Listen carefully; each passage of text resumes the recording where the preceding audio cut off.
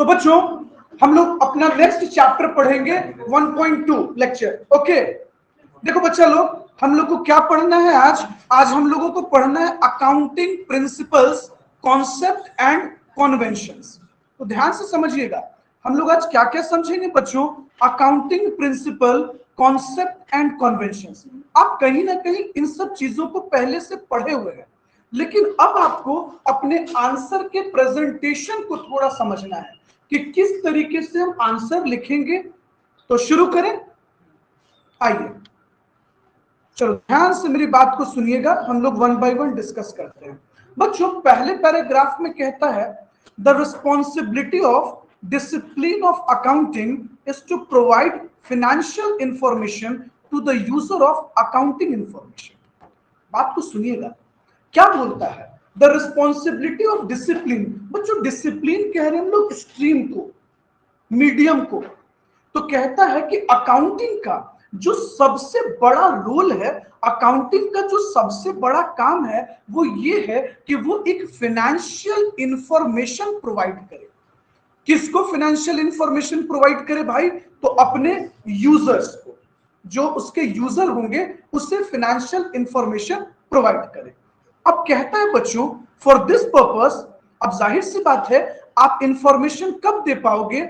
जब आप हर एक ट्रांजैक्शन को बुक में रिकॉर्ड करोगे।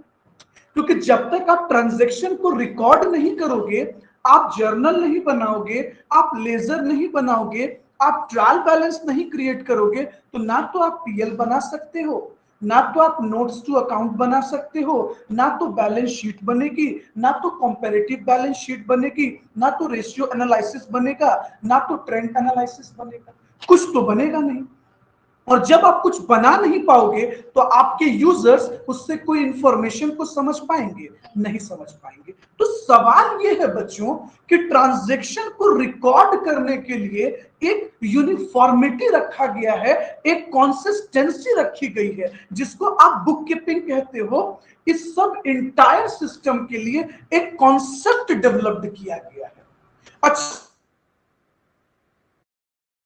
Rules, concept, convention, standard and procedure को पढ़ेंगे, जिसको कलेक्टिवली एक लाइन में क्या कहा जाता है? Generally accepted accounting principle. हम डायरेक्ट आपको कॉन्सेप्ट और कॉन्वेंशन नहीं समझा रहे, कहानी शुरू हो रही है कि ये बातें कहां से आई। फिर से एक बार समझिएगा मेरी बात को। अकाउंट्स का सबसे बड़ा एजेंडा और मकसद क्या है? फाइनेंशियल इंफॉर्मेशन देना। आप किसी को फाइनेंशियल इंफॉर्मेशन कब दे पाओगे? एग्जांपल बच्चों, कोई किसी को चुगली कब कर पाता है? जब वो किसी से बात सुनकर आता है। सुनोगे नहीं तो चुगली क्या होगा? वैसे ही अकाउंट्स कहता है हम तुमको इंफॉर्मेशन कब दे पाएंगे? जब तक हम रिकॉर्ड नहीं करेंगे। लेकिन एक सवाल है, अगर अलग अलग लोग अलग अलग तरह से रिकॉर्डिंग करेंगे तो प्रेजेंटेशन भी क्या हो जाएगा? अलग अलग हो जाएगा। तो इस एंटायर अकाउंटिंग ट्रांजैक्शन को रिकॉर्ड करने के लिए क्या किया गया है बच्चों? एक फ्लैट, एक सिंपल रूल्स डेवलप किए गए। तो देखिए, ये जो रूल्स बनाया गया है, ये जो कन्वेंशंस बनाई गई है, ये जो स्टैंडर्ड बनाया गया है, ये जो प्रोसीजर बनाया गया है, ये यूनिवर्सली एक्सेप्टेबल हो। बच्चों हर कोई कब मानेगा? जब वो सही होगा तब ना। आज लॉ ऑफ ग्रेविटी को पूरी दुनिया इसलिए मानी बाबू, क्योंकि उसको प्रूफ किया गया कि वो 200% सत्य है। There is a gravitational force on the earth. तो आपके अकाउंट्स को हर कोई कब मानेगा? यूनिवर्सल कब होगा? जब उसमें क्या हो? कंसिस्टेंसी हो बच्चों, और यूनिफॉर्मिटी हो, है ना। एक आदमी का समाज में रिस्पेक्ट कब होता है? जब लोग कहें नहीं वो झूठ नहीं बोलता, मतलब कंसिस्टेंट है। देखते हो जज के बारे में कहा जाता है कि जज उसी इंसान को बनने का अधिकार है जो हर चीज से उठकर न्याय कर सके, इमोशन से हटकर न्याय कर सके, तभी जाकर वो जजमेंट कर सकता है। वैसे ही बच्चों अकाउंट्स में क्या होनी चाहिए? तो अकाउंट्स में यूनिफॉर्मिटी होनी चाहिए और कंसिस्टेंसी होनी चाहिए। इस कंसिस्टेंसी को बरकरार रखने के लिए, मेंटेन रखने के लिए बनाया गया गैप।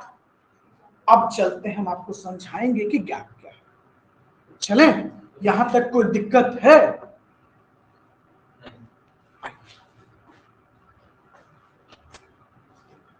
देखिए, सबसे पहले तो गैप का हिंदी देखिएगा। Generally accepted accounting principle. Generally का मतलब सामान्यतः, एक्सेप्टेड मतलब मान्य, अकाउंटिंग मतलब लेखांकन, प्रिंसिपल मतलब सिद्धांत। तो सामान्य, मान्य, लेखांकन के सिद्धांत मतलब जनरली एक्सेप्टेड अकाउंटिंग प्रिंसिपल को हम बोलते हैं गैप। सवाल है सर गैप क्यों बनाया गया? ऊपर में जो मैंने आपको स्टोरी नरेट किया उसको सिंपल भाषा में आपके लिए रख दिया ताकि आप थ्योरी लिख पाओ, क्योंकि अकाउंट्स में आता है, पूछता है what do you mean by gap. अब सिंपल, अभी क्या आप समझे?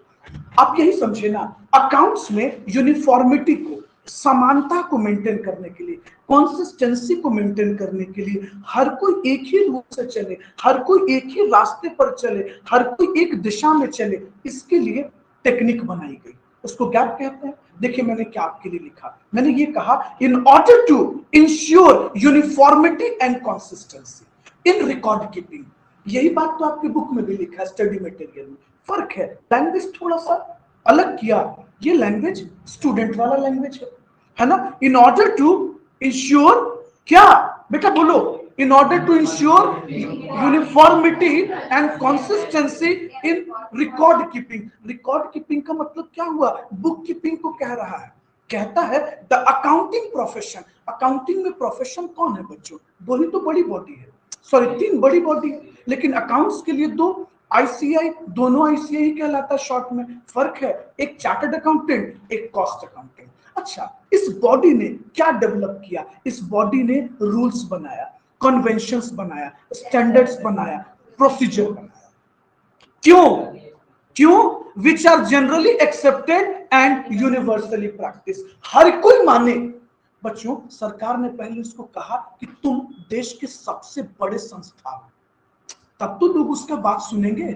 आरबीआई को सबसे सुप्रीम अगर आप नहीं रखते तो कोई बैंक मानती, फुद्दू सा बैंक भी नहीं मानता, अड़ जाता, बोलता बात हम नहीं सुनेंगे तुम्हारा। लेकिन उसको पता है कि केंद्र सरकार ने उसको सबसे बड़ा और सबसे सुप्रीम बनाया है। तो ICI, institute of chartered accountant of India, institute of cost accountant of India को सरकार कहती है कि मैंने उनको बनाया और मैंने उनको अधिकार दिया है, क्या बनाने के लिए? स्टैंडर्ड बनाने के लिए, रूल्स बनाने के लिए, प्रोसीजर बनाने के लिए। सिंपल। अब जाहिर सी बात है कंसिस्टेंट तो होगा, जब कोई एक आदमी बता रहा है और सबसे सुप्रीम बता रहा है, सबको मानना पड़ेगा। जैसे घर पे जब पापा ऑर्डर झाड़ते हैं तो मम्मी से लेकर सबको सुनना पड़ता है, नहीं तो हर किसी को दवाई मिल जाएगा बढ़िया से। मम्मी बात सुनेंगी, हम लोग का कुटाई हो जाएगा, क्योंकि पापा है, उन्हीं के घर में रहते हो, उन्हीं का खाना होता है, तो मानना तो पड़ेगा ना। एग्री ना? सिंपल। कोई दिक्कत? चले, समझ रहे हो जी? ऐसे देख रहे हो, लग रहा है कि कुछ विचित्र बात हो गई। हम डरा गए एकदम, बोगला के जैसे तुम लोग ऐसे जब अपना मुंह निकाल के देखते हो ना, हम डर जाते हैं। तो समझ, जिराफ, अच्छा तुम जिराफ पहले तो बोगला है सब। आगे चले, this common set of rules, सुनो बच्चों, इसी कॉमन रूल को जो सबके लिए है, इसी कन्वेंशन को, इसी स्टैंडर्ड को, इसी प्रोसीजर को क्या बोलते हैं? क्या? बताओ, इतना ये जो कहानी रचा, अब नोटिस करो, हम यही ना तुमको बता दिए। बताओ बच्चों, बस फर्क था, थोड़ा सा स्टैंडर्ड लैंग्वेज था, भारी लग रहा था समझने में। अब बस फर्क है, इसने एक्सप्लेनेशन में इंस्टीट्यूट का नाम भी डिस्कशन किया, कंपनी एक्ट के बारे में भी बात किया, और हम डायरेक्ट इंस्टीट्यूट का बात नहीं कर कर यहाँ एक वर्ड यूज कर दिए। आप नोटिस कर रहे हैं, प्रोफेशन। देखिए एक वर्ड यूज किए है ना, अकाउंटिंग प्रोफेशन हैज डेवलप्ड। क्या लिखना चाहते हैं इसको?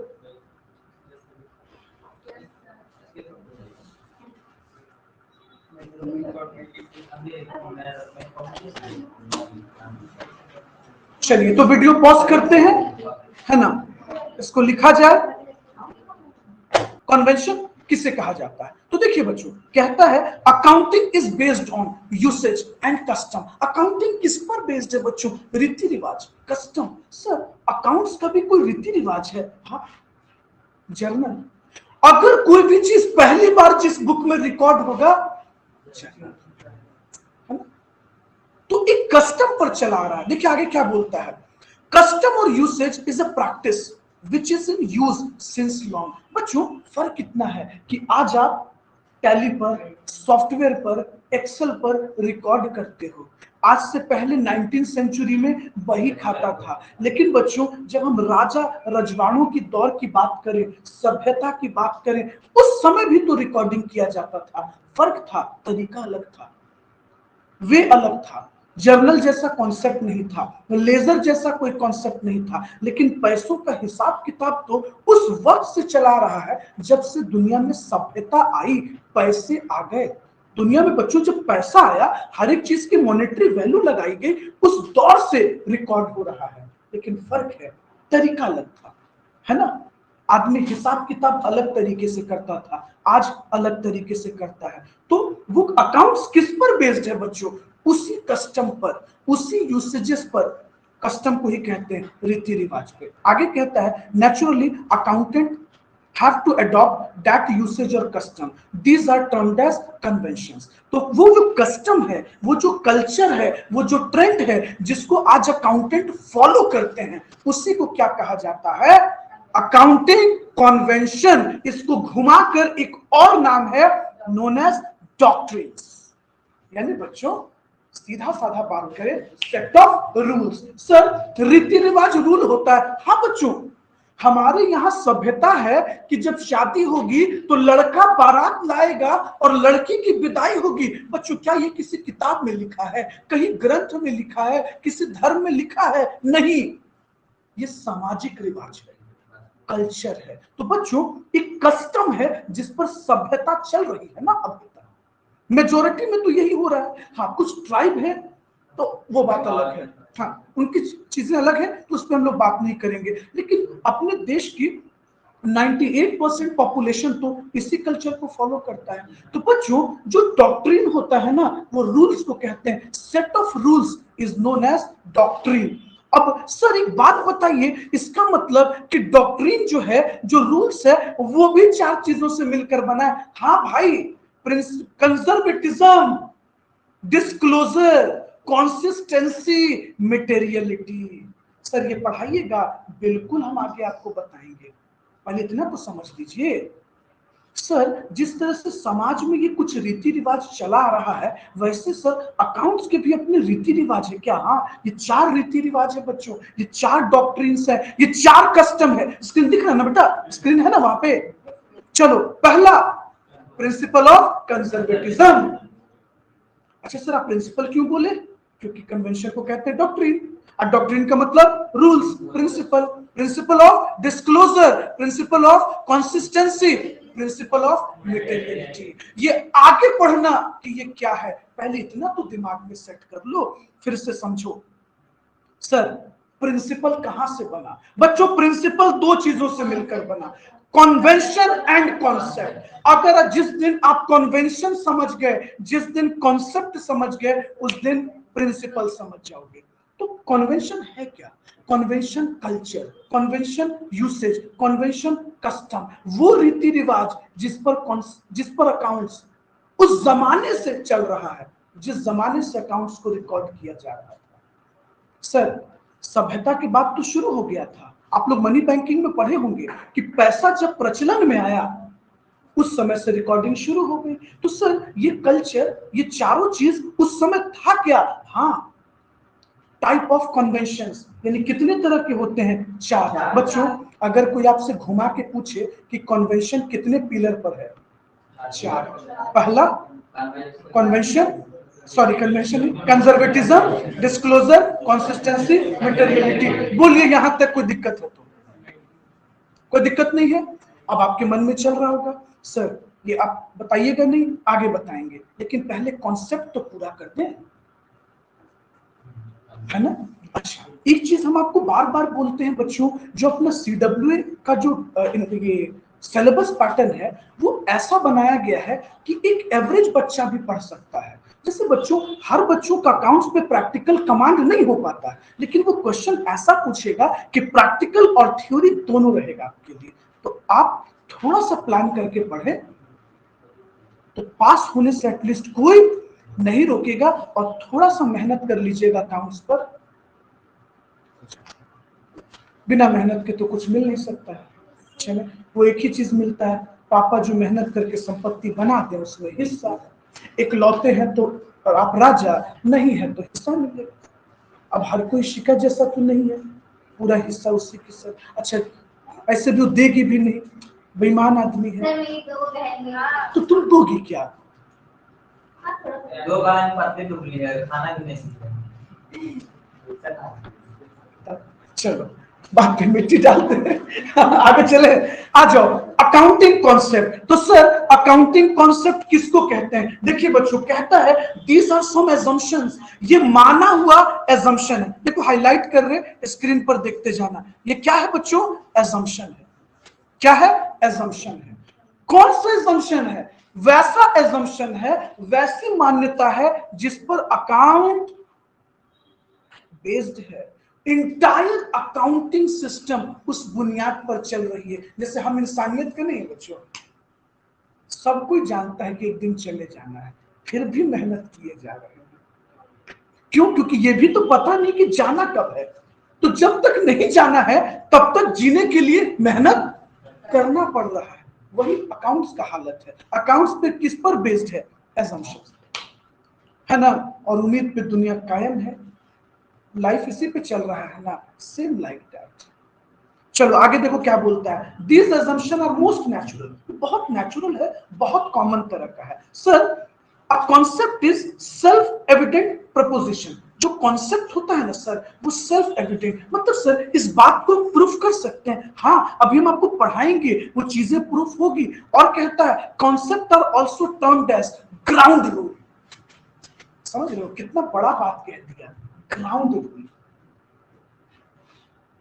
बेसिक बात। हाँ, वो बेस है, पूरी बुनियाद है बच्चों, जिस पर अकाउंटिंग कॉन्सेप्ट टिका हुआ है। अब देखिए एक लाइन में पूरा अकाउंटिंग कॉन्सेप्ट रखे हैं ताकि आपको एक झलक दिखा सके, बाद में तो पढ़ाएंगे ही। पहला, पीरियड कॉन्सेप्ट। सर वो एक साल में अकाउंट्स बनाने वाला? हाँ, dual concept, money measurement concept, realization concept, separate entity concept, cost concept, going concern concept, accounting equivalence concept, matching और एक्यूरल कॉन्सेप्ट।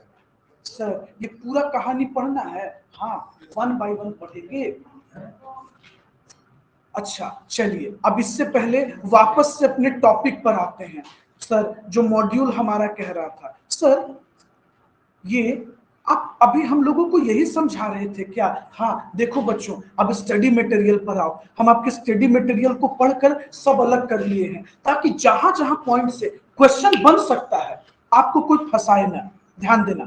तो चलो ध्यान दीजिएगा, आपके स्टडी मटेरियल में लिखा है कि accounting principle can be split into 2 part, concept और कन्वेंशन। बच्चों प्रिंसिपल दो चीजों से मिलकर बना है, तो अगर हम कॉन्सेप्ट और कन्वेंशन को जोड़ दें तो प्रिंसिपल आ जाएगा। तो क्या हम लोग गलत लिखे? नहीं। अच्छा, फिर अगर हम ये कहें कि प्रिंसिपल एक सेट ऑफ रूल्स है, प्रिंसिपल सेट ऑफ एजम्पशंस है, प्रिंसिपल सेट ऑफ गाइडलाइंस है, प्रिंसिपल सेट ऑफ एजम्पशन है जिसके थ्रू हम ट्रांजैक्शन को रिकॉर्ड करते हैं, क्या गलत है? दोनों को मिला के एक लाइन में बोल दी। डन ना? चलो देखो, अकाउंट्स का थ्योरी पढ़ना अपने आप में एक चैलेंज होता है। दिमाग का पूरा ध्यान रखना और समझना इसलिए चैलेंज माना जाता है। प्रैक्टिकल में बहुत मेहनत नहीं है बच्चों, फॉर्मेट समझे, थीम समझे, बनाते चलेगा। सबसे ट्रिक पॉइंट यहीं पर आता है। चले देखिए, ध्यान से सुनिएगा। अकाउंटिंग प्रिंसिपल क्या है? कहता है बच्चों accounting principle are the basic rules. क्या है? बेसिक। अच्छा बेसिक क्यों लिखा? हाँ शाबाश, पकड़ लिया, ग्राउंड रूल। इसीलिए तो हम आपको कॉन्सेप्ट में ये बात बताएं कि कॉन्सेप्ट एक ग्राउंड रूल है। सोचो बच्चों, जब कॉन्सेप्ट ग्राउंड रूल है और कॉन्सेप्ट से मिलकर प्रिंसिपल बना है, तब प्रिंसिपल नहीं हुआ जी, बेसिक कॉन्सेप्ट ग्राउंड रूल नहीं हुआ। अब ये हम डायरेक्ट आपको पढ़ाते ना तो थोड़ा ऊपर जाता है, लेकिन जब दोनों को तोड़कर समझे तो थोड़ा सा समझ में तो आ रहा है। अब देखिए फिर समझिए, which act as primary standard. अच्छा, अभी भी स्टैंडर्ड नहीं कहा, अभी भी प्राइमरी कहा, प्राथमिक कहा, मतलब ग्राउंड कह रहा है। किस लिए? For recording the business transaction and maintaining books of accounts. क्यों? ताकि कंसिस्टेंसी रहे, यही ना आप उतना देर से पढ़ रहे हो, यूनिफॉर्मिटी रहे और कंसिस्टेंसी। आगे देखिए क्या बोलता है, they provide standard for scientific accounting practice and procedure. Scientific कहां से आ गया? बोलो तो बच्चों, साइंटिफिक कहां से आ गया? पहले आप रिकॉर्डिंग किए, फिर आप लेजर का कॉन्सेप्ट सीखे, आप ट्रायल बैलेंस का कॉन्सेप्ट सीखे, ये क्या है? साइंटिफिक है। आगे देखिए क्या बोलता है, the guide as to how transaction are to be recorded and reported. कैसे रिकॉर्ड करोगे और कैसे रिपोर्ट करोगे। रिपोर्ट करने का मतलब बैलेंस शीट का बनना, प्रॉफिट लॉस का बनना, ट्रायल बैलेंस का बनना। जब तक बनाओगे नहीं, लोग डाटा कैसे निकालेगा, समझेगा कैसे? चलो बोलो, यहां तक कोई दिक्कत? यहां तक कोई दिक्कत? गैप को एक बार फिर बताएं। हाँ, गैप समझ गए? आ जाओ तो एक बार कन्वेंशन को फिर से समझ लो। आ जाओ सर, कन्वेंशन है क्या सर? एकदम से आम आदमी के लैंग्वेज में बताइए। देखिए बउआ, कन्वेंशन का मतलब होता है वो पुश्तैनी रूल्स, वो विरासत वाला मान्यता, समाज का रीति रिवाज जो चला रहा है। लेकिन चूंकि हम लोग सोसाइटी तो नहीं ना पढ़ रहे हैं, हम लोग अकाउंट्स पढ़ रहे हैं, तो कन्वेंशन का मतलब हुआ बच्चों वो कस्टम। कस्टम का मतलब रीति रिवाज, जिस पर अकाउंट्स उस समय से चला रहा है जिस समय से सभ्यता का ग्रो हुआ, रिकॉर्डिंग हुई और अभी तक चला रहा है। इसीलिए बच्चों कन्वेंशन को कलेक्टिवली हम क्या बोलते हैं? डॉक्ट्रिन्स। क्या बोलते हैं बेटा? डॉक्ट्रिन। अच्छा, आप लोग हिस्ट्री पढ़े होंगे तो एक वर्ड आया था पहली बार, doctrine of lapse. Lord Dalhousie ने लागू किया था ना कि जिनके बच्चे नहीं होंगे उनकी पूरी संपत्ति को ब्रिटिश सरकार ले लेगी। तो जानते हो बच्चों, उस समय हम लोगों को पहली बार टीचर ने बताया, जब लोग मैम से सर से पूछे सर डॉक्ट्रिन का मतलब क्या हुआ, तब उन लोगों ने कहा डॉक्ट्रिन का मतलब होता है रूल, प्रिंसिपल, जो ब्रिटिश गवर्नमेंट ने लाया, जिसका नाम था डॉक्ट्रिन ऑफ लैप्स। जिनके कोई वारिस नहीं होंगे उनका सब संपत्ति को ब्रिटिश सरकार टेक ओवर करेगी। तो बच्चों खैर वो तो एक एग्जांपल है डॉक्ट्रिन बताने का। तो कन्वेंशन का मतलब क्या हुआ? डॉक्ट्रिन। डॉक्ट्रिन क्या है? एक सिद्धांत है, एक रूल है, एक रीति रिवाज है जो समाज ने बनाया। ब्रिटिश गवर्नमेंट भी तो समाज का पार्ट था ना, कोई गॉड ने थोड़ी दिया। तो कोई दिक्कत? अपसेट हुआ? अब कोई पूछेगा तो काउंटर क्या करोगे? क्या है कन्वेंशन? बताओ मैं। हाँ, कन्वेंशन एक कस्टम है समाज का। कैसा रूल है? हाँ, बिल्कुल अकाउंटेंट इसको अडॉप्ट करते हैं और यूज करते हैं। ठीक है, तो कन्वेंशन अपने आप में क्या है? एक तरह का डॉक्ट्रिन कहलाता है। कोई दिक्कत? कन्वेंशन कितने चीजों से मिलकर बना है? चार। कन्वेंशन चार स्तंभ पे खड़ा है, चार पिलर पे खड़ा है। आइए उस चारों पिलर की बात करें। पहला, दूसरा, तीसरा, चौथा। कोई दिक्कत? और ध्यान रखिएगा, अगले क्लास में जब पढ़ाएंगे तो फिर से जो आज थ्योरी पढ़ाए हैं उसको रिपीट करेंगे ताकि तुम्हारे दिमाग में बैठे, और ऐसा बैठे कि कम से कम तुमसे कोई पूछे तो तुम उसको बताने में कैपेबल हो। आगे चले। अच्छा, फिर हम लोगों ने कॉन्सेप्ट पढ़ा। कॉन्सेप्ट क्या है बच्चों? अच्छा सर, कस्टम में और एजम्पशन पे क्या फर्क है? बोलो देख के। कॉन्सेप्ट में सर एजम्पशन है और कंडीशन है, और कन्वेंशन में है यूजलेस एंड कस्टम। गुड। जो कॉन्सेप्ट है ना बच्चों, वो कुछ मान्यता पर बेस्ड है, मतलब आप कुछ एज्यूम करके चलते हो, और ये एजम्पशन गलत भी नहीं है। ये गलत नहीं है, क्योंकि गलत इसलिए नहीं है क्योंकि इस एजम्पशन को बिजनेस के नजरिया से एज्यूम किया जाता है, इसलिए ये गलत नहीं है। इसलिए ये वर्ड मैंने लिखा कि concept are also termed as ground rule. ये एक बेसिक रूल है, बेसिक बुनियाद है। अब आगे बढ़े थोड़ा थोड़ा, यहां तक कोई दिक्कत नहीं ना? तो पहला चीज शुरू करें। देखिए स्टडी मटेरियल में शुरू कहां से किया है। अब आते हैं हम लोग, सबसे पहला एंटिटी कॉन्सेप्ट।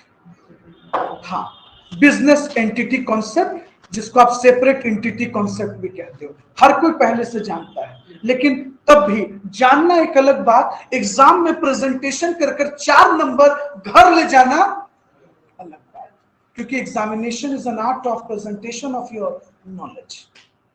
जानता तो हर कोई है दोस्त, लेकिन वो कला वहां दिखाना और अपने नॉलेज को कम से कम वक्त में बताकर 3 घंटे में निकल जाना एग्जाम कहलाता है ना। शुरू करें, आ जाओ, ध्यान से सुनना, एकदम इसको एकदम तोड़ कर लिखे हैं ताकि एकदम, क्योंकि तुम लोग अभी क्या हो, शाबाश, बहुत बढ़िया, एकदम मन का बात बोले हो। पहला बिजनेस एंटिटी कॉन्सेप्ट क्या है बच्चा लोग, क्या पढ़ने वाले हैं, बिजनेस एंटिटी कॉन्सेप्ट। सर एक बात बताइए तो, एंटिटी का मतलब क्या होता है? बिजनेस, बच्चा लोग, बिजनेस एंटिटी कॉन्सेप्ट,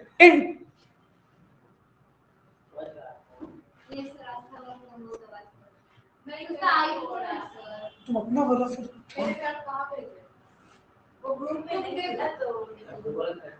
एक फोन दे दो, चलिए हाँ शुरू करें। तो बच्चा लोग, बिजनेस एंटिटी कॉन्सेप्ट, सर एक बात बताइए, ये तो बाद में समझाइएगा, पहले यहां एंटिटी का मतलब क्या हुआ, बिजनेस।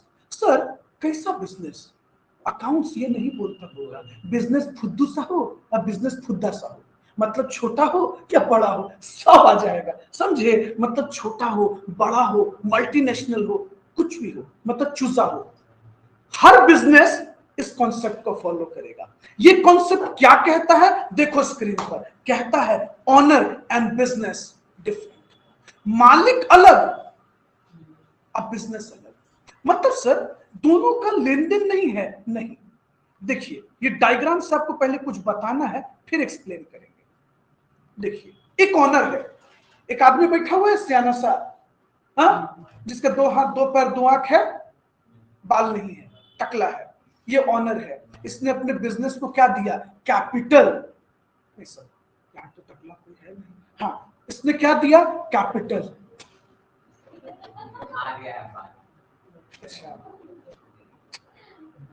आपने बिजनेस में क्या दिया, कैपिटल। बच्चों business treat capital as liability, आप जो पैसा बिजनेस में देते हो, बिजनेस उस पैसे को कैसा ट्रीट करती है बच्चों, उसे एज अ लाइबिलिटी ट्रीट करती है। वो ये मानती है कि मुझे किसी ने बिजनेस चलाने के लिए पैसा दिया, वो ये नहीं कहती है कि ये मेरा पैसा है, ये किसी बाहर वाले का पैसा है। यानी ऑनर को भी खुद से क्या मानती है, अलग मानती है।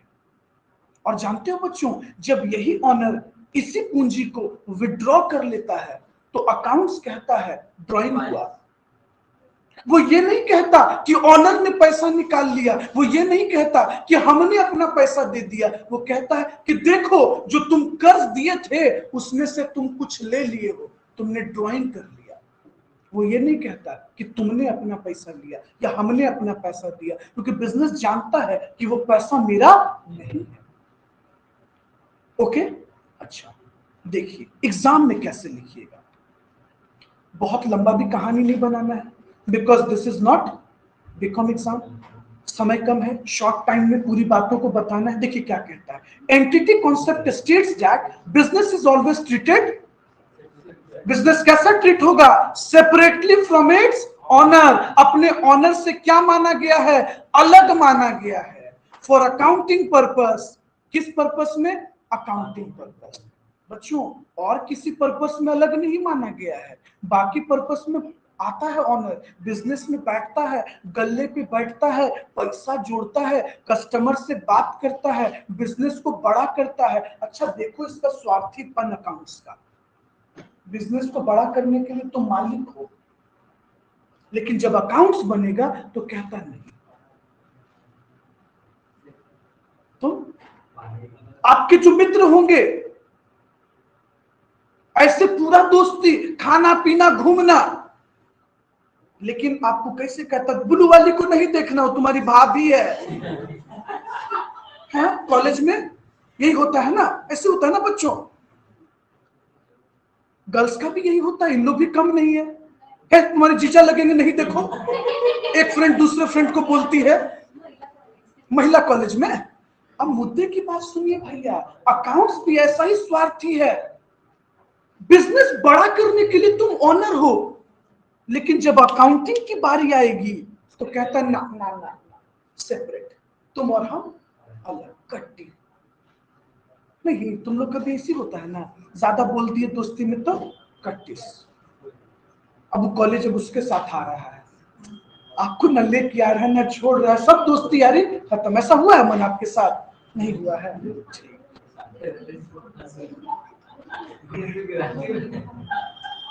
आगे चले, कोई दिक्कत? आगे देखिए बच्चों, एक्सप्लेनेशन क्या है। जब बिजनेस में प्रॉफिट जनरेट होता है और अगर उसको बिजनेस में रीइन्वेस्ट कर देते हैं तो ये नहीं बोलते कि ऑनर ने पैसा लाया, आपके कैपिटल को क्रिएट मतलब क्रेडिट कर दिया जाता है। ऐसा क्यों करते हैं बच्चों? बिजनेस कहता है कि भाई पूंजी भी तेरा था, प्रॉफिट भी तेरा था, तो जब वो प्रॉफिट तुम बिजनेस में छोड़ दिए तो कैपिटल बढ़ गया और बिजनेस उसको अपने ऊपर क्या मान लिया? लायबिलिटी। बोलिए, यहां तक कोई दिक्कत है एग्जाम में लिखने में, समझने में? पूछिए, बोलिए। हाँ, बिजनेस तो हर तरह का होता है, लेकिन सेपरेट लीगल एंटिटी तो बस एक ही कंपनी का मैटर होता है, सब ना। पार्टनरशिप में फर्म के अकॉर्डिंगली अकाउंट्स बनता है, ना कि ऑनर के अकॉर्डिंगली। अरे बाप रे, तो ब्लंडर हो जाएगा दोस्त। ऑब्जेक्टिव में पूछ देता separate entity concept is applicable on only, तो आप मार देते कंपनी, बाकी को छोड़ देते, तो ब्लंडर हो जाता है। भैया अकाउंट्स है, अकाउंट्स तो हर किसी में फॉलो हो रहा है, हर जगह लागू हो रहा है। हम क्या बोले बच्चों, बिजनेस स्टार्ट करने में, नाम बनाने में, बढ़ाने में तुम मालिक हो। और जब अकाउंट्स बनने की बात आई तो कहता नहीं, हम दोनों अलग, हम अकाउंट्स तुम मालिक, दोनों में क्या हो गया? डिफरेंस। कोई दिक्कत? चले, ठीक है, अंदर है गेट, अंदर कर लिए, कोई प्रॉब्लम नहीं है ना? हाँ, पूछो। तान्या, कोई दिक्कत? रिमी, इशिका, अर्चना, आस्था देवी, कोई दिक्कत नहीं है, पक्का एग्जाम में अच्छे से लिख सकते हैं। अभिषेक, नीतीश, क्लियर है? उज्जवल, निखिल, डन। अमन, दोनों भाई को क्लियर? आगे बढ़े। क्या वास्ता फिर सोने लगी? नहीं ना, ठीक है, आगे बढ़े, आगे बढ़े। अब पढ़ेंगे दूसरा पॉइंट, देखिए आपके बुक में है गोइंग कंसर्न कॉन्सेप्ट। देखिए बच्चों, मॉड्यूल में क्या दिया है? Going concern concept. तो पढ़ ले क्या गोइंग कंसर्न कॉन्सेप्ट? आ जाइए। हाँ, हिंदी पढ़िए पहले इसका।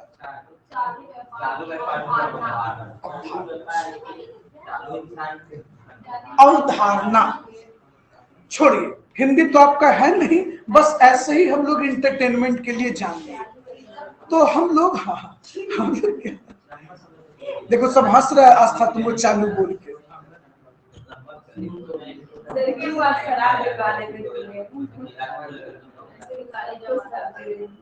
चलिए शुरू करें, शुरू करें। Going concern concept. अच्छा सर, गोइंग कंसर्न कॉन्सेप्ट क्या कहता है? सर एक बात बताइए, हम बिजनेस जब चालू किए और जब बिजनेस एंड करेंगे, निखिला सुनो, जब हम बिजनेस स्टार्ट करेंगे और जब बिजनेस एंड करेंगे हम तब भी तो प्रॉफिट निकाल सकते हैं। बच्चों ध्यान से सुनो, लेकिन क्या ऐसा है? Answer is no. हमने क्या किया बच्चों, हर एक 12 महीने में कि एक टाइम पीरियड पर बिजनेस को तोड़ दिया ताकि हम क्या जान सकें, जो हम ऑपरेशन करते हैं उसमें निकाल सके किस चीज को? प्रॉफिट को, है ना? देखिए क्या बोलता है, it is an assumption that an entity will continue in operation for unforeseeable future। यह मानकर चलते हैं कि कंपनी चलती रहेगी और तब तक चलेगी जब तक चलाया जा सकता है। और इसीलिए कंपनी के केस में कहा जाता है कि मेंबर आते रहेंगे, मेंबर जाते रहेंगे, कंपनी चलती रहेगी, क्योंकि हम गोइंग कंसर्न को लेकर चलते हैं। क्योंकि फ्यूचर को हमने देखा नहीं, इसलिए हम लोग क्या बोलते हैं? अनफॉरसीनेबल फ्यूचर्स, बिकॉज हमने फ्यूचर को नहीं देखा, भविष्य को नहीं देखा। ये मान कर चलते हैं। लेकिन बच्चों कल तो कोई नहीं जानता, ऑनर मर गया, बिजनेस बंद। कोरोना में बच्चों कितने बिजनेस बंद हुए, कितने लोगों का डेथ हुआ। हो सकता है उनका कोई वारिस ना हो या उनके बच्चे हो, वो बिजनेस चलाना नहीं चाहते। कितने बिजनेस बंद हुए, कितनी दुकानें बंद हो गई कोविड के बाद। तो कोई कंसर्न, लेकिन वो तो अलग सी बात है कि फ्यूचर कोई नहीं जानता, लेकिन हम मान कर चलते हैं कि हमारा बिजनेस चलता रहेगा। यही वजह है बच्चों कि हम फाइनेंशियल स्टेटमेंट को प्रिपेयर करते हैं on the basis of going concern concept, GCC।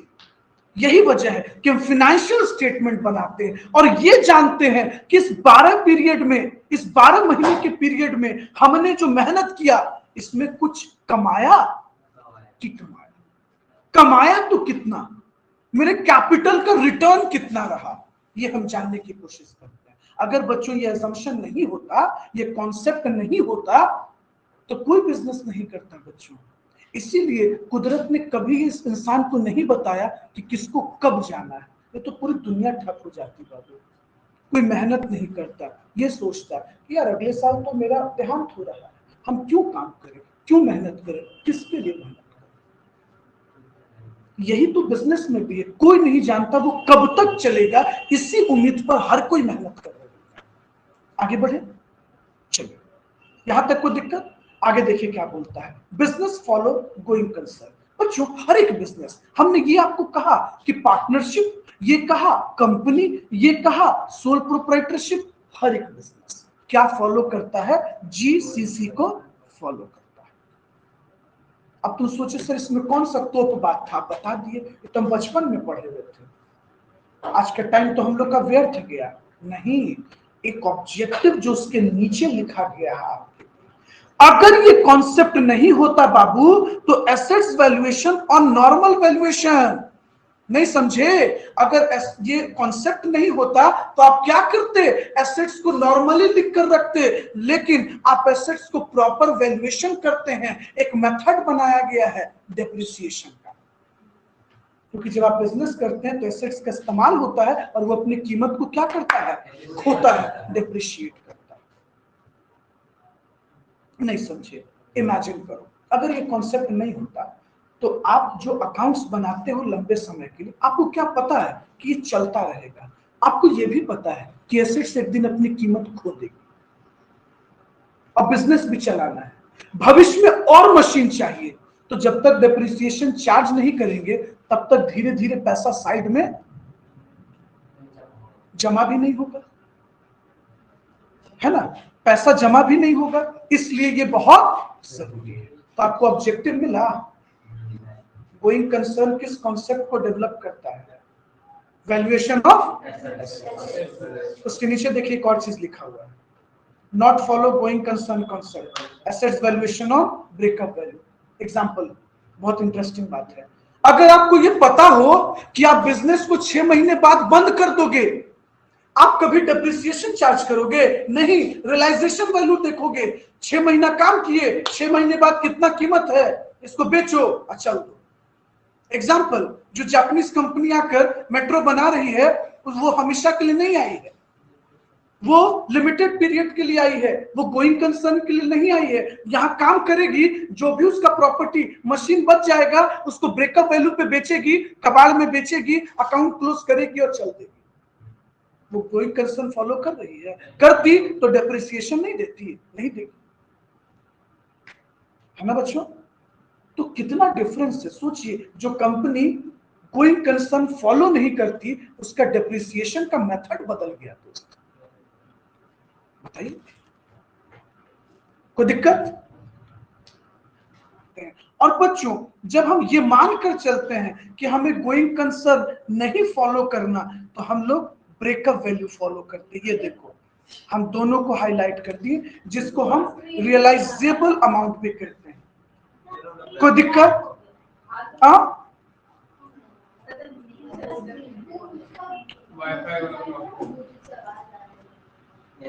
चलिए, क्या स्क्रीन पे नहीं दिख रहा है? दिख रहा है ना। आइए अब सुनिए बच्चों, इस कॉन्सेप्ट का क्या क्या इफेक्ट दिखता है जरा ये देखिएगा। इसको शॉर्ट में लिखा गया है, आस्था वहां नहीं दिख रहा है फोन स्क्रीन पर। आइए क्या बोलता है बच्चों? कहता working life of assets is taken into consideration for writing of depreciation because of this concept. बच्चों हम ये नहीं लेते कि एसेट्स का लाइफ कब तक का है, हम ये चेक करते हैं एसेट्स इस्तेमाल करने के लायक कब तक है। देख रहे हो, अगर ये कॉन्सेप्ट नहीं होता तो तुम ये इसको कभी फॉलो नहीं करते। तुम वर्किंग लाइफ लेते हो, एसेट्स इस्तेमाल कब तक हो सकता है। बच्चों रखने को तो तुम उसको 100 साल भी संभाल के रख सकते हो, लेकिन वो इस्तेमाल नहीं हो सकता ना। तो हमको ये देखना है कि वो यूज कब तक हो सकता है। दूसरा देखो, whatever bad position of the business may be, it does not affect accounting aspect। चाहे तुम लॉस में रहो चाहे प्रॉफिट में रहो, हम ये मानकर चलते हैं कि हम आज लॉस में हैं लेकिन कल प्रॉफिट में जाएंगे। अकाउंट्स पे इसका कोई असर नहीं दिखता। और दूसरा चीज कहता है concept of prepaid and outstanding exist due to this concept. बच्चों अगर गोइंग कंसर्न नहीं होता तो क्या तुम्हारा प्रीपेड का और बकाया का कॉन्सेप्ट आता? तुम मान कर चलते हो ना फ्यूचर में तो बिजनेस चलेगा ही, तो तुम प्रीपेड बोल देते हो कि चलो हम तुमको कल का पेमेंट आज कर दिए क्योंकि हम तो बिजनेस रख ही ना रहे हैं। लेकिन अगर तुम्हारे दिमाग में ये होता कि कल को तुम अपना बिजनेस बंद कर दोगे, क्या तुम अपने एम्प्लॉय को कभी एडवांस सैलरी देते? कभी प्रीपेड का कॉन्सेप्ट होता? सोचो बच्चों, इमेजिन करोगे तो बहुत बड़ी बात है, और समझने का कोशिश नहीं करो तो तुमको कुछ लगेगा ही नहीं कि कुछ है। इमेजिन करो, कॉन्सेप्ट नहीं होता, कोई भी किसी को एडवांस पेमेंट नहीं करता। गोलगप्पा वाला तुमको जो या चाय पीने जाते हो कभी कैश नहीं रहता, कह देता है कल दे दीजिएगा, क्योंकि उसको इस बात का भरोसा है कि उसका बिजनेस कल भी रहेगा और तुम कल आकर दे दोगे। नहीं तो बच्चों इस भरोसे पे चलता, कोई किसी को बकाया नहीं देता। बच्चों दूध आता है ना, बहुत लोग यहाँ दूध क्रेडिट पर महीना में एक बार पेमेंट होता है दूध का, ज्यादातर यही। बच्चों अगर दूध वाला ये सोच ले कल को हम मर गए तो किसी को उधार नहीं देते हैं, क्रेडिट का बिजनेस नहीं करते हैं, लेकिन क्या वो ऐसा सोचता है? मान कर चलता है कि मेरा बिजनेस चलता रहेगा। और यहीं से कॉन्सेप्ट आता है आउटस्टैंडिंग और प्रीपेड का। कितनी कॉमन सी बात है, लेकिन जब तुम सोचोगे तब ना नोट्स में लिख पाओगे। अब भूसा रखोगे दिमाग में तो क्या लिखोगे? अब बताओ, कुछ समझे? क्या क्या समझे आज? बहुत कुछ समझे? तो अब तुम हमको समझा दो। गोइंग कंसर्न, चलो चालू व्यापार का व्यापार की अवधारणा बताओ। बताओ तान्या, बताओ इशिका, बताओ जल्दी। ठीक है, पार्टनरशिप फर्म में मान के चल रही है, चलो ठीक है। मेंबर कहते हैं, कंपनी में पार्टनर नहीं मेंबर होता है। हाँ मतलब हम ऐसा मानकर चलते हैं, ठीक है ओके। अगर इस चीज को हम नहीं मानते, ठीक है, तो अकाउंट्स बनता नहीं। बच्चों ये हम कम से कम जरूर मानते हैं कि एटलीस्ट नेक्स्ट 12 मंथ, कम से कम अगले 12 मंथ तक तो जरूर मेरा बिजनेस है, तभी हम अकाउंट्स बनाते हैं, नहीं तो हम अकाउंट्स नहीं बनाते। फाइनेंशियल स्टेटमेंट बनता ही नहीं। हाँ अगर आपसे कोई पूछे कि फाइनेंशियल स्टेटमेंट जो बनाया जाता है वो किस कॉन्सेप्ट के ग्राउंड पर, तो कहिएगा कि ये मानकर हम चलते हैं कि बिजनेस कम से कम इस 12 महीने तो जरूर रहेगा, तभी तो हम 12वें महीने में जाकर, हाँ जरूरी नहीं बच्चों, हो सकता है हम दिसंबर में ही बिजनेस स्टार्ट किए हो तो दिसंबर, जनवरी, फरवरी, मार्च, चौथा महीना में ही बनाएंगे, लेकिन ये मानकर चलते हैं कि एटलीस्ट कम से कम बिजनेस कितना महीना है? 12 महीने। ऑब्जेक्टिव था बच्चों।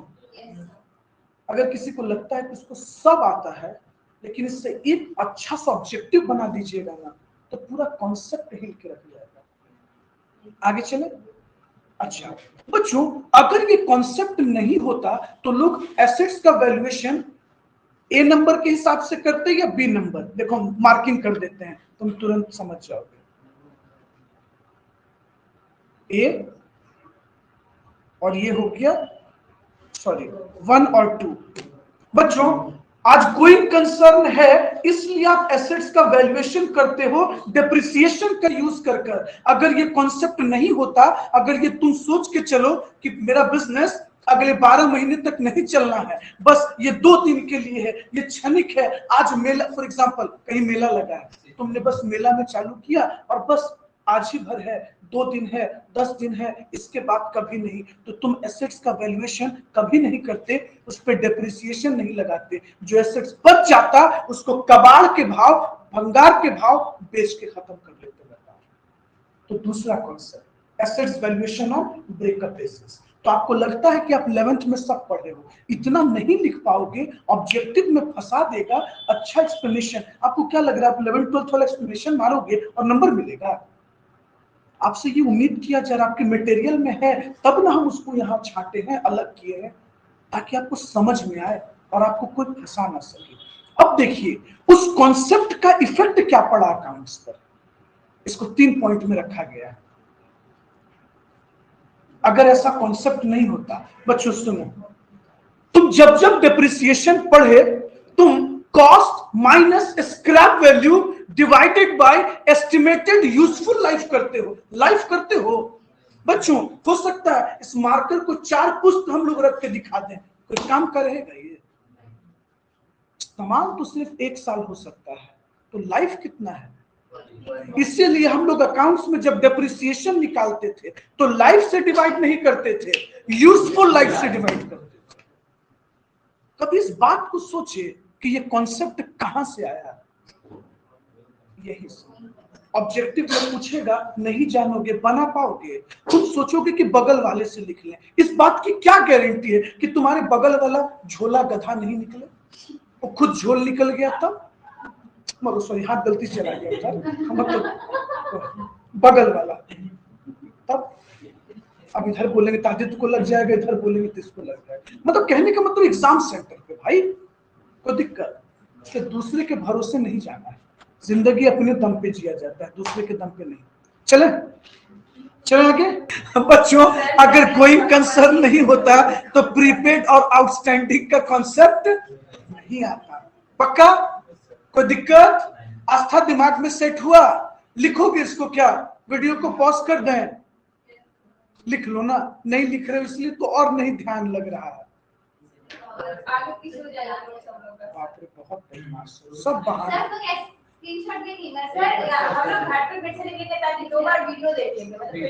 तो हम भी मान के चलते हैं कि हम पढ़ा दिए, ऐसे होगा? चलो ठीक है, तुम लोग तो अपना बात जीत ही ना जाओगे। लिख रहे हो क्या मन? ठीक है लिख लो। अब हम लोग आज क्या पढ़ेंगे? Accounting period concept. अच्छा सर इसका क्या मतलब हुआ? या 2 बात छुपा हुआ है, सोचो। पहला अकाउंटिंग, दूसरा पीरियड मतलब वक्त प्लस कॉन्सेप्ट। सर ये 3 चीजों से मिलाकर बनाया है। देखिए बच्चों अब सुनिएगा, बाबा बेटा देखना, दिस कॉन्सेप्ट सेज मतलब इंटायर बिजनेस के लाइफ को एक छोटे छोटे टुकड़ों में हम तोड़ देंगे। सर मतलब सर बिजनेस की इंटायर लाइफ को हम लोग क्या करेंगे? छोटे छोटे टुकड़ों में तोड़ देना है। उसी टुकड़े को, उसी पीस ऑफ टाइम को क्या बोलते हैं? Accounting period. क्या बोलते हैं? Accounting period. अकाउंटिंग पीरियड क्या है अमन? जब हम बिजनेस के पूरे लाइफ को, बिजनेस के पूरे जिंदगी को एक छोटे अलग अलग टाइम पीरियड इंटरवल्स में तोड़ते हैं, ताकि मुझे उस इंटरवल का प्रॉफिट, उस इंटरवल का लॉस, उस इंटरवल का फाइनेंशियल पोजीशन, उस इंटरवल का रिजल्ट पता हो जाए। बच्चों ऐसा कभी हुआ क्या आप स्कूल में एक दिन इंटर किए हो और सीधे 10 का बोर्ड एग्जाम हुआ?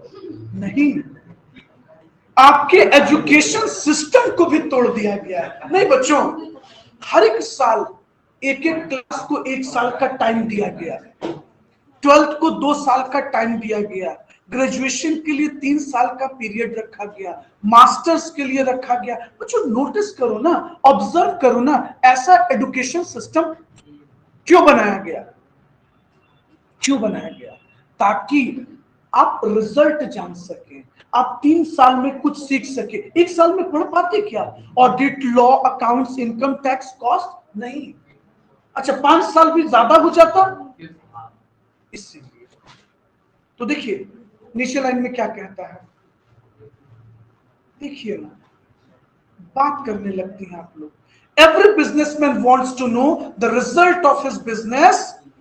हाँ, उसने बिजनेस में जो इन्वेस्ट किया है और वो जो एफर्ट लगाता है उसको जानना चाह रहा है। बच्चों, इस इंटायर 1 साल के पीरियड को, 12 महीने के अवधि को, टाइम को हम अकाउंटिंग पीरियड कॉन्सेप्ट कहते हैं। सवाल है सर इसका असर क्या हुआ अकाउंट्स पर, है ना? देखिए,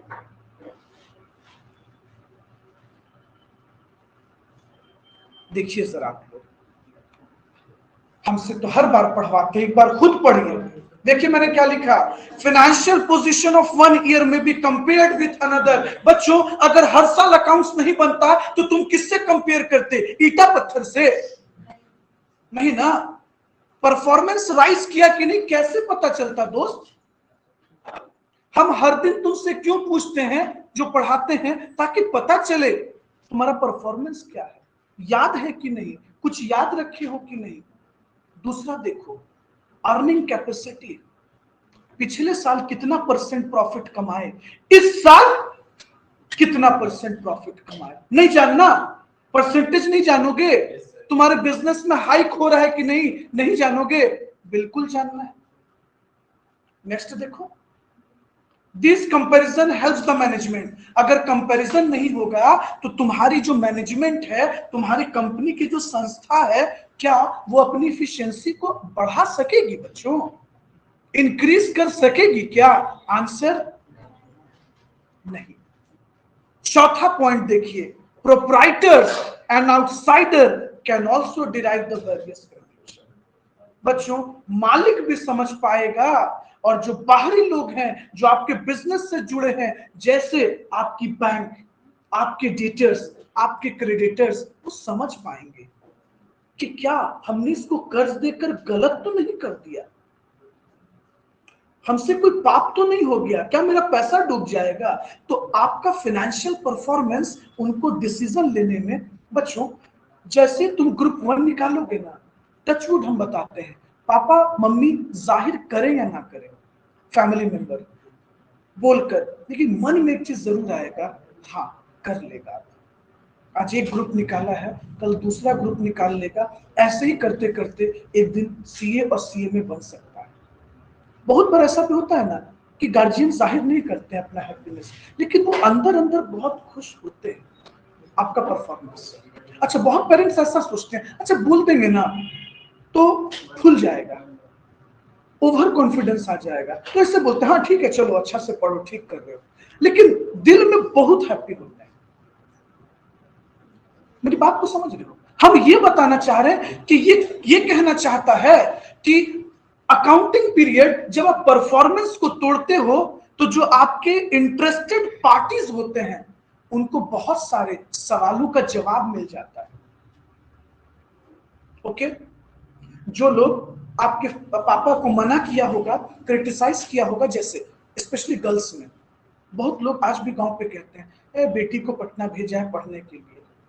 पता है बेटा, अगर तुम कुछ करके नहीं दिखाई ना, करके नहीं दिखाओगे ना, तो जो लोग बोले हैं ना उनको और अच्छा मौका मिलता है बोलने का।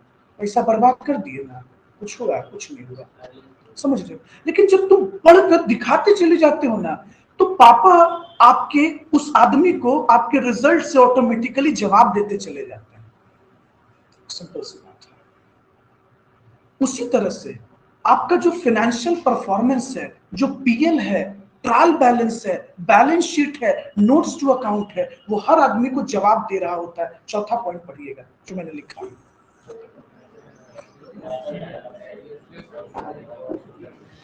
अब पूछिए क्वेरीज क्या है, क्या क्वेरीज हो सकता है? बच्चों, एक बैंक जानना चाहती है कि हर साल प्रॉफिट का परसेंटेज क्या था, वो ये जानना चाहती है इसका कैश फ्लो पोजीशन कैसा है। हाँ, कैश का मूवमेंट है कि बस पैसा कमाता है और कैश आता ही नहीं है, ये जानना चाहता है ना? तो बहुत सारे जवाब मिलते हैं। अब हम एक बार मिनिमाइज करते हैं पूरे को, आप इसको पढ़ लो सब लोग पहले, अकाउंटिंग पीरियड को।